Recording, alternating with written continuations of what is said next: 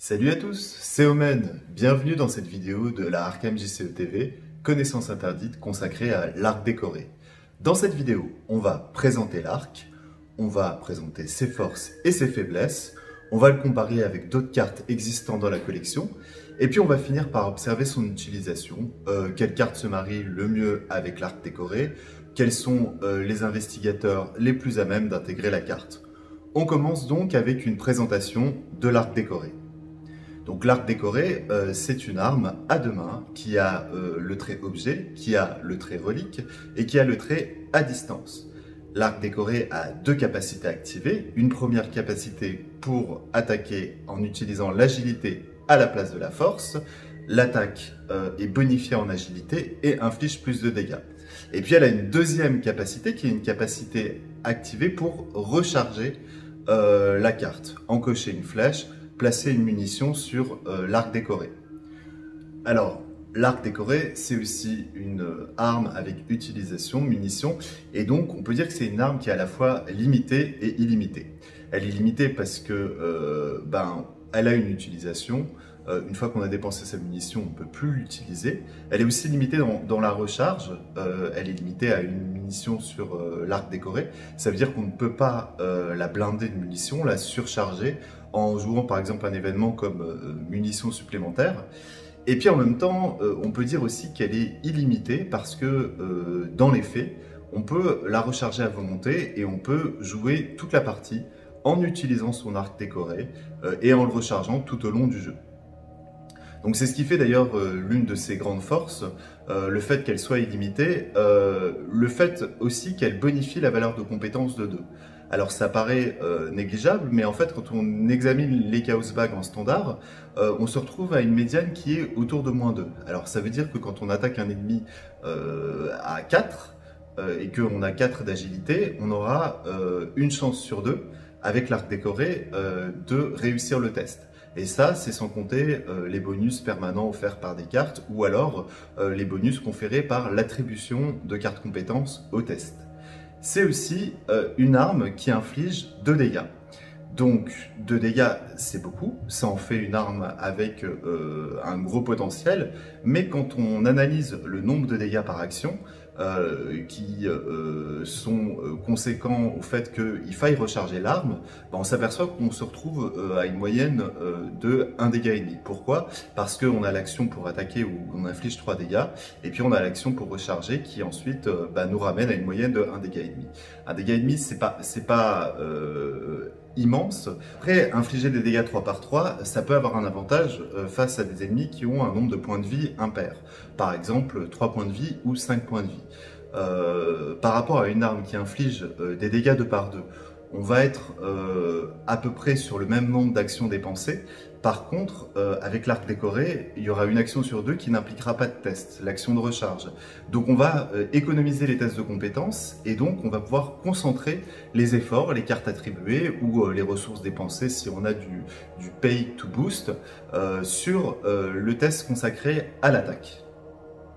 Alors, on a dit dans les faiblesses de l'arc décoré que c'était une arme qui était limitée.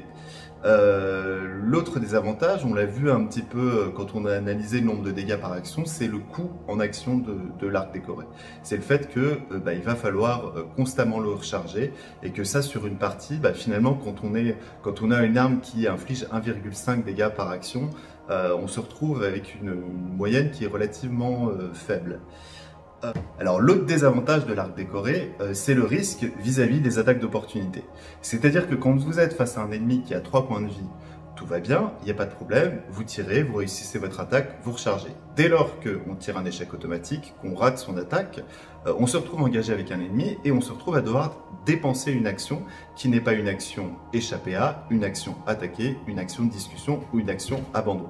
Donc qui dit une action qui n'est pas ces 4 actions-là, dit attaque d'opportunité. Donc vous allez me dire, oui d'accord, mais on est à l'agilité, donc on peut échapper à l'ennemi de manière préventive pour recharger son arc. D'accord? Mais tout ça, ça va coûter très cher en action. C'est-à-dire qu'il va falloir tirer, échapper à l'ennemi, recharger. Donc 3 actions pour 3 dégâts, on se retrouve à un niveau de dégâts qui est proche du couteau. Pas génial. L'autre problème de l'arc décoré, c'est le fait que ce soit une arme singulière. C'est une arme et c'est la seule arme qui fonctionne à l'agilité à la place de la force. Et ça va poser des problèmes d'abord en termes de gestion de deck. C'est-à-dire que on va avoir un deck qui va tourner sur l'agilité et la seule arme qui nous permet de fonctionner, eh ben, elle est en 2 exemplaires et on ne peut pas trouver une autre arme pour prendre le relais. Donc ça c'est le premier problème. Le deuxième problème, c'est que c'est une arme à XP. Ça veut dire que il va falloir envisager une progression de deck pour intégrer un moment l'arc décoré qui fonctionne à l'agilité, et il va falloir envisager cette progression en gestion d'ennemis en se basant sur une autre compétence, sur d'autres armes, sur d'autres éléments d'attaque, avant de basculer vers l'agilité. Et ça peut représenter un défi en termes de deck building. Voilà pour les faiblesses de l'arc décoré. Une petite remarque, l'arc décoré est une arme neutre. En théorie, elle pourrait être intégrée par tous les investigateurs. Dans la pratique, on voit bien que l'arc décoré va bien aux investigateurs qui ont une bonne agilité, les truands et les survivants. Et donc dans les faits, l'arc décoré aurait très bien pu être une carte dorée biclassée truand et survivant. Seulement à l'époque, quand elle est sortie, les cartes biclassées n'existaient pas encore. Donc on se retrouve avec une carte neutre qui est une fausse carte neutre. Voilà pour la présentation de l'arc décoré. On va maintenant comparer l'arc avec d'autres cartes existantes dans la collection. La première, c'est la plus évidente, c'est une carte qui fait exactement comme l'arc décoré, qui permet une attaque à l'agilité, qui permet de faire 3 dégâts en une attaque, c'est l'événement truand attaque par derrière. Donc l'événement truand attaque par derrière, qui a le trait tactique, qui coûte 3, et donc qui fonctionne comme l'arc décoré. Attaque par derrière, c'est un événement qui est assez cher et surtout qui a le gros inconvénient de ne pas bonifier la compétence.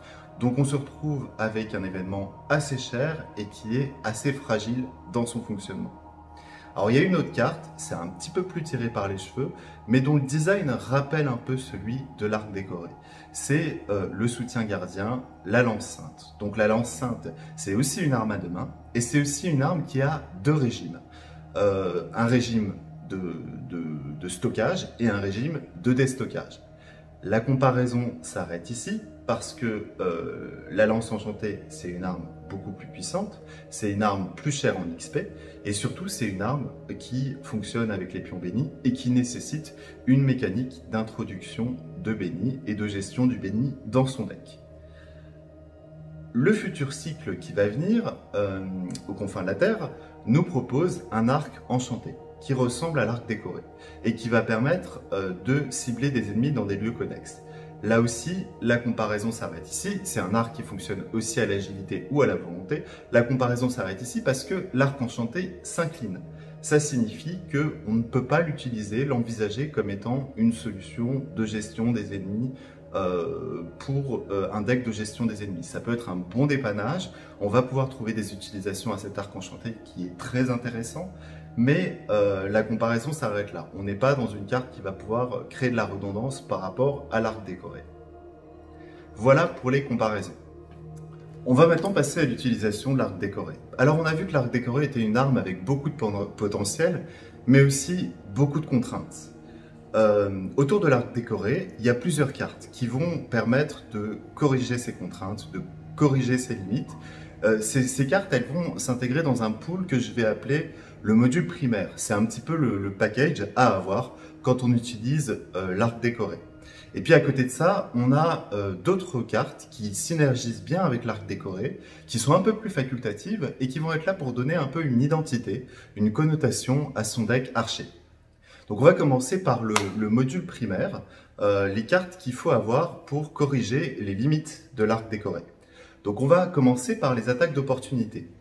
Alors les attaques d'opportunité, pour les éviter, on a plusieurs solutions. On a d'abord le sort truand, dissimulation. Donc dissimulation, c'est un sort qui fonctionne avec 3 charges, qui est rapide, qui coûte 2 ressources.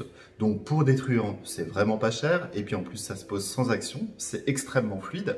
Et donc ça permet tout simplement d'éviter une attaque d'opportunité. Vous en avez 2 dans votre deck, ça vous fait 6 attaques d'opportunité potentiellement évitées.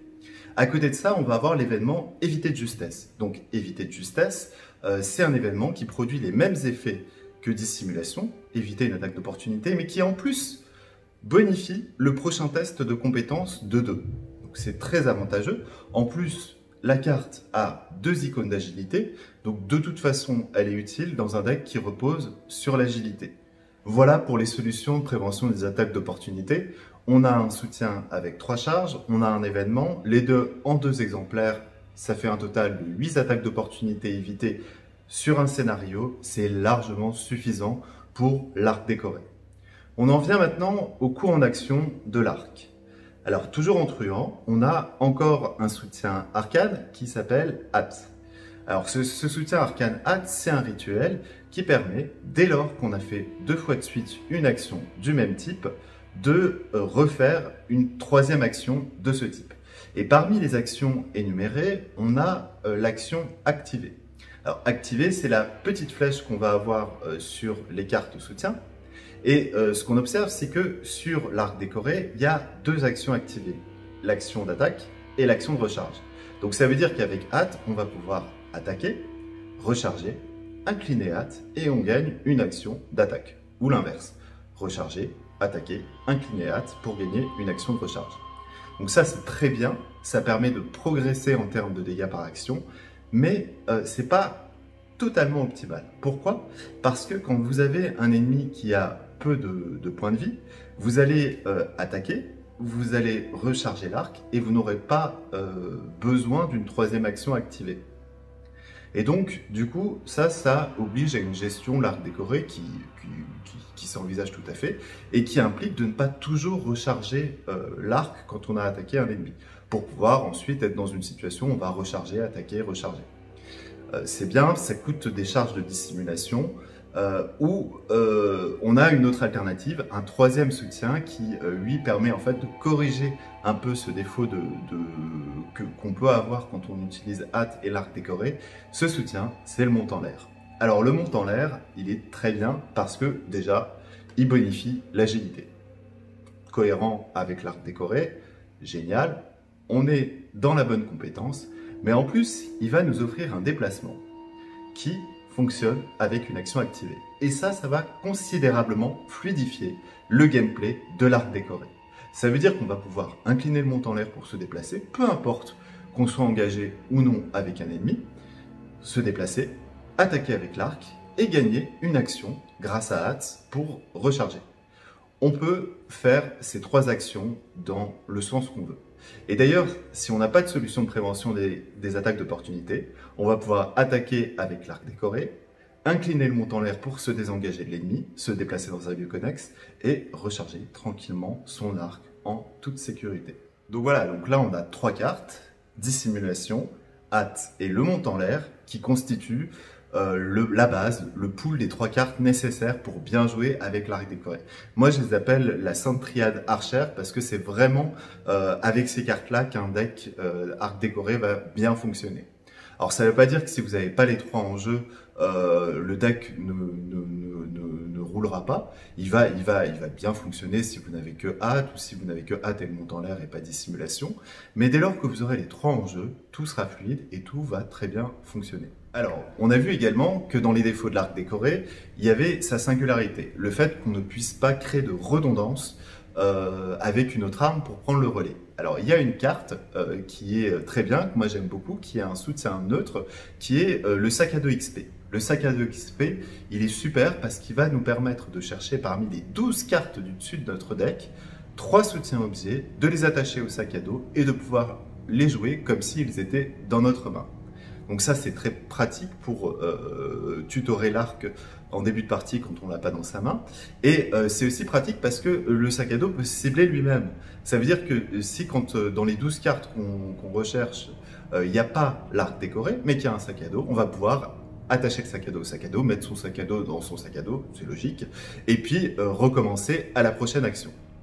Donc ça, c'est une solution pour gérer en fait la rareté de l'arc décoré. On ne va pas utiliser une arme secondaire pour nous dépanner, on va utiliser un objet qui va augmenter la probabilité de le sortir de son deck. Alors à côté du sac à dos, on l'a vu, on a une syntria d'Archer où il y a 3 cartes, plus l'arc décoré, ça en fait 4, ça commence à faire une synergie avec beaucoup de cartes en jeu, et donc un combo à 4 cartes, c'est pas forcément facile à sortir. Donc il y a une carte qui permet d'augmenter la pioche chez les truands, c'est un très grand classique. Je vous dirais, cette carte-là, elle n'est pas du tout propre au deck archer, c'est une carte moi que j'intègre dans tous mes decks truands, c'est les tuer à cigarette porte-bonheur, qui est un gros facteur de pioche en truand. Et puis, par rapport au défi de deck building que représente l'arc décoré, vous avez toujours en truand le permanent adaptable qui coûte 1 XP, 2 si vous en intégrez 2, et qui va vous permettre en fait d'ajuster votre deck. Et dès lors que vous avez intégré l'arc décoré et que vous avez décidé de fonctionner à l'agilité, vous allez pouvoir échanger tous vos maîtrises contre des dextérités, vous allez pouvoir échanger votre veste en cuir contre des dissimulations. Voilà, vous allez pouvoir optimiser votre deck et puis aussi faire en sorte que votre deck il soit constamment adapté au scénario. Je pense notamment à Je fiche le camp qui peut très bien rentrer dans un deck archer parce qu'il a 2 icônes d'agilité et qui du coup peut être sorti et rentrer dans son deck voilà, selon l'opportunité avec adaptable. Donc voilà pour toutes les cartes qui constituent le module primaire de l'arc. Ça en fait un paquet. Selon moi, les decks archers ont tendance du coup, pour une grande partie, à se ressembler. Mais à côté de ça, il y a d'autres cartes qui donnent aux archers une identité supplémentaire. C'est ce que j'appelle des modules secondaires. C'est des modules qui sont absolument pas indispensables au bon fonctionnement de l'arc décoré, mais qui apportent un plus à son deck. Alors le premier module secondaire, c'est le module dit Hit and Run, littéralement frapper et courir, et qui va s'articuler autour des chaussures de course. Donc les chaussures de course, c'est un soutien survivant qui coûte 3, qui a le trait objet et qui est limité à 1 par investigateur. C'est logique en fait, on pourrait envisager que les investigateurs aient des emplacements pieds et que les chaussures de course utilisent ces emplacements pieds. Donc les chaussures de course, qu'est-ce qu'elles font? Elles vont bonifier l'agilité, très bien. Ça va se rajouter au montant l'air, ça nous donne un plus 2 d'agilité. Avec l'arc décoré, on commence à monter assez haut en valeur de compétence, mais surtout, elles vont offrir un déplacement gratuit dès lors qu'on a réussi un test d'agilité. Et ça, avec le montant l'air, ça offre des grosses perspectives de mobilité qui peuvent être très avantageuses suivant les campagnes. Donc, dit autrement, en fait, pour illustrer le propos, imaginons qu'on est aux prises avec un ennemi chasseur. Avant une phase des ennemis, on va pouvoir incliner le montant l'air, se déplacer, se redéplacer grâce aux chaussures de course, et donc du coup éviter que l'ennemi chasseur aille dans notre lieu, puisqu'on a mis un lieu de distance entre l'ennemi et nous. Donc c'est assez avantageux à ce niveau-là. Le deuxième module secondaire, c'est un module dit de recharge éclair qui va être assuré par l'aventurier. Donc l'aventurier, c'est un allié gardien qui coûte 4 et qui a 3 provisions et qui permet, contre une inclinaison, de recharger en rapide une arme. L'aventurier, il répond à lui-même aux limites de l'arme, de l'arc décoré et notamment aux limites par rapport à la perte d'action et par rapport aux attaques d'opportunité. Il peut tout à fait s'envisager comme étant une alternative à la Sainte Triade Archer, ou il peut être utilisé en redondance pour augmenter considérablement le nombre de dégâts par action de l'arc. L'aventurier, l'avantage qu'il a également, c'est que si l'arc ne peut pas être blindé en munitions, qu'il ne peut pas être sur-rechargé, l'aventurier, lui, il peut l'être totalement. Et donc, on va pouvoir cibler contrebande, on va pouvoir le cibler avec contrebande, pardon, on va pouvoir le cibler avec la planque XP, on va pouvoir lui mettre plein de provisions sur lui qui va petit à petit déstocker et poser sur l'arc en rapide. Voilà pour les 2 cartes du module secondaire de l'arc décoré. On va maintenant parler des investigateurs les plus à même d'intégrer l'arc décoré. On va commencer par la classe survivant et par le plus évident, Rita qui a 5 d'agilité, donc qui est celle qui a, on va dire, la meilleure valeur de compétence pour l'intégrer. Alors Rita n'a pas accès à la Sainte Triade Archer qui est composée exclusivement de cartes truands. Ceci dit, on peut tout à fait envisager dans un deck esquive et mobilité Rita de lui mettre un arc décoré pour qu'elle assure certains dégâts quand c'est nécessaire. Voilà. Avec les capacités de Rita, Rita n'est pas une grande gestionnaire d'ennemis par l'attaque, elle va surtout gérer les ennemis par l'esquive et au besoin, elle va pouvoir mettre des dégâts 3 par 3 avec l'arc décoré. On a Wendy également qui, elle, a accès à tout le pool du module primaire de l'arc décoré et donc qui peut être une bonne candidate dans un gameplay hit and run. Le problème de Wendy, il va se poser plutôt sur le deck building à 0 XP. C'est comment on va faire en sorte que Wendy gère des ennemis avec sa compétence de force à 1 et sans autre solution. Donc Wendy, elle est plutôt à envisager pour un scénario indépendant où on va intégrer plusieurs faiblesses dans son deck contre des dizaines d'XP et donc on va avoir la quantité d'XP suffisant pour construire un deck à l'arc décoré avec Wendy. En truand, symétrique de biclassement de Wendy, Preston. Preston, il a accès à la classe survivant, il peut intégrer le module hit and run et Preston il va être très efficace dès lors qu'on lui aura intégré le permanent adaptable. Pourquoi? Parce que Preston gagne par tour 4 ressources, 4 ressources qu'on va dire éphémères, donc qu'il doit dépenser au cours du round, et donc au cours du tour même. Du coup, avec ces 4 ressources, il va avoir de quoi se booster pour avoir une valeur de compétence suffisante avec l'arc décoré. Et je vous rappelle que l'arc décoré, son gros avantage, c'est qu'il permet de concentrer les efforts sur un nombre réduit de tests. Ça va très bien à Preston. Dans les truands, on a également Schizotool. Alors Schizotool, c'est pas l'investigateur truand le plus populaire. Beaucoup de joueurs considèrent que Skids peut être très correct dans ce qu'il fait, mais qu'on trouvera toujours un investigateur plus efficace pour faire ce qu'il peut faire. Tony notamment, ou Finn notamment. Avec l'arc décoré, ça ne se vérifie absolument pas. Skids est le meilleur truand archer.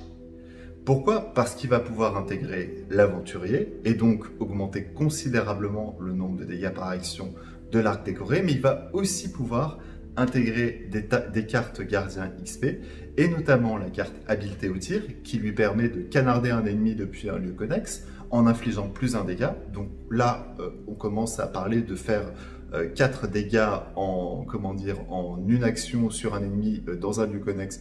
Ça commence à faire un petit peu mal. Et puis, il va pouvoir aussi intégrer des événements amélioration, donc notamment fiables, pour augmenter sa valeur de compétence et sécuriser ses tests de compétences.